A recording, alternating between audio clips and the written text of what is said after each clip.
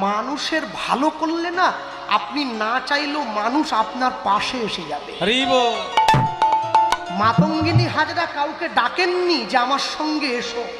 72 বছরের বৃদ্ধা নারী, ইংরেজদের গুলি বুকে খেয়েও দেশের পতাকা মাটিতে পড়তে দেয়নি, তার সঙ্গে এমনি মানুষে চলে এসেছিল। কেন? সে দেশের ভালো নয়, দশের ভালো করতে এসেছিল। যে করে লোকের মন্দ তার মন্দ করে গোবিন্দ। আপনি যদি কারো ক্ষতি না চান, স্বপ্নেও কারো ক্ষতি চাইবেন না, দেখবেন ভগবান আপনার ভালো চাইছে। আর আপনি যদি মানুষের ক্ষতি চান, ভগবান আপনার ক্ষতি চাইবে।